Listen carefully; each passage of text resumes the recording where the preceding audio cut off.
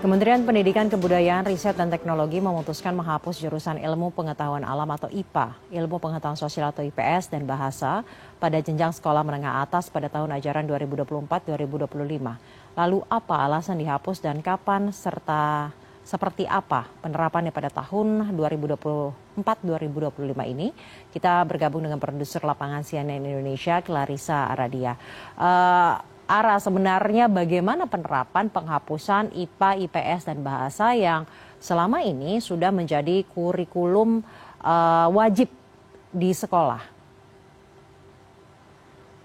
Baik Caca, selamat siang. Benar sekali kalau biasanya kita mengenal bahwa ketika kita memasuki jenjang SMA, biasanya kita diharuskan untuk memilih ataupun juga memutuskan di kelas 2 ataupun juga kelas 11-nya apakah akan masuk ke jurusan IPA, IPS maupun juga Bahasa. Per tahun ini atau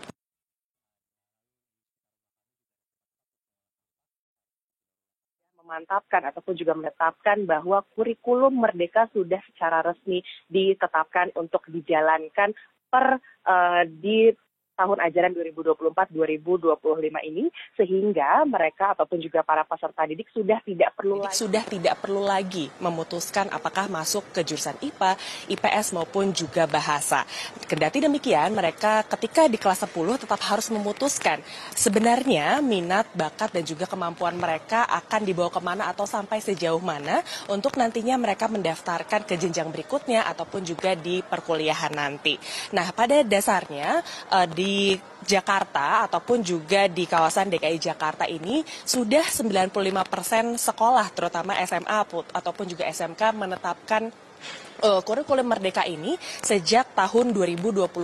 Namun memang secara berjenjang ataupun juga bertahap begitu. Dari awalnya hanya 50% saja, saat ini sudah memasuki 95% sekolah SMA di Jakarta sudah mantap begitu ya masuk ke kurikulum Merdeka ini. Dan saya saat ini berada di salah satu sekolah yang sudah 100% menetapkan kurikulum Merdeka, yakni di SMA Negeri 62 Jakarta, yang memang pada dasarnya mereka sudah tidak lagi membuka pilihan kepada seluruh peserta didiknya apakah IPA, IPS ataupun juga Bahasa.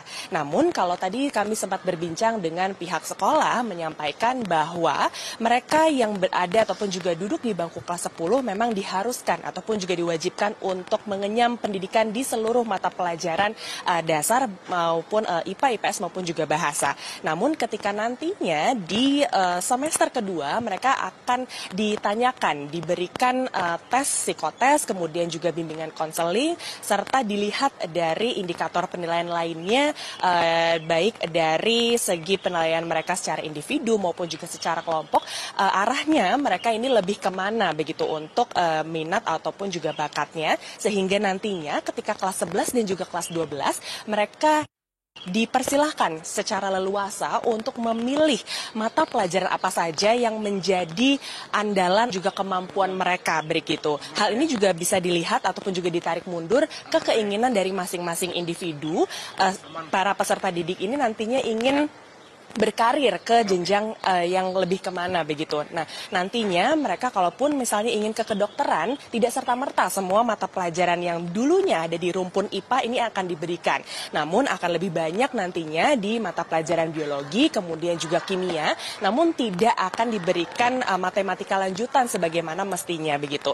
Nah, mereka yang ada di SMA 62 ini memang sudah disiapkan paketnya begitu Syaza oleh seluruh tenaga pendidik di sini. Mereka disiapkan ada sebanyak 6 menu pelajaran begitu yang bisa dipilih untuk mereka, namun bukan hanya serta-merta mereka memilih berdasarkan minat mereka saja, namun sekali lagi pihak dari sekolah dalam hal ini adalah bimbingan konseling juga melihat bagaimana kemampuan mereka sesuai dengan nilai rapot mereka.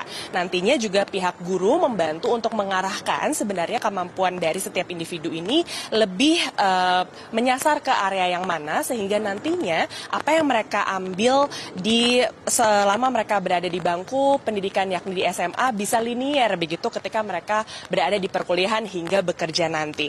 Nah, menariknya adalah dari kurikulum Merdeka ini memang memberikan keleluasaan bagi seluruh peserta didik. Namun memang ada beberapa yang harus menjadi perhatian bahwa tidak semua sekolah ini siap dalam artian dari jumlah rasio ataupun juga ketersediaan tenaga pendidik ini memang berbanding cukup jauh begitu dengan jumlah peserta didik. Kalau kita melihat dari SMA 62 ini saja begitu ya Syaza, hanya ada sebanyak 3 guru bimbingan konseling yang setidaknya bertugas untuk mengarahkan mereka, sementara untuk peserta didiknya per angkatan saja ada lebih dari 217 orang. Nah, dari jumlah yang begitu timpang begitu ya, tentunya dibutuhkan banyak sekali pihak yang untuk bisa membantu mengakomodir seluruh kebutuhan, karena kalau untuk satu individu saja ini perlu disoroti sekali secara detail. Dari segi kemampuannya, dari segi minatnya, dari segi bakatnya, kemudian juga ada penyokong yang lain, dalam hal ini juga orang tua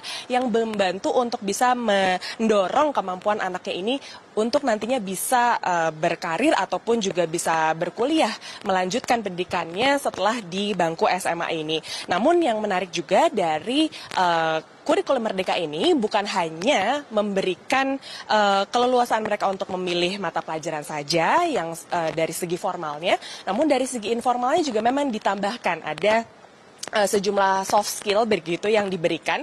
Dalam hal ini adalah seluruh angkatan ini diwajibkan untuk memberikan ataupun juga mengerjakan proyek secara berkelompok. Jadi mereka sangat diajak untuk bisa berkolaborasi dan juga berkontribusi. Namun kekurangannya lagi, tidak semua orang memiliki kemampuan komunikasi yang baik, kemudian juga bisa menyampaikan aspirasinya seperti anak-anak yang lain. Untuk di sekolah ini saja tadi disampaikan oleh para guru begitu, bahwa setidaknya setengahnya atau 50%-nya ini tidak memiliki kemampuan untuk bisa membuka diri kepada pihak guru, sehingga inilah yang perlu dicermati sepanjang pelaksanaan dari kurikulum Merdeka yang baru-baru ini diterapkan ataupun juga digaungkan oleh Kemendikbudristek.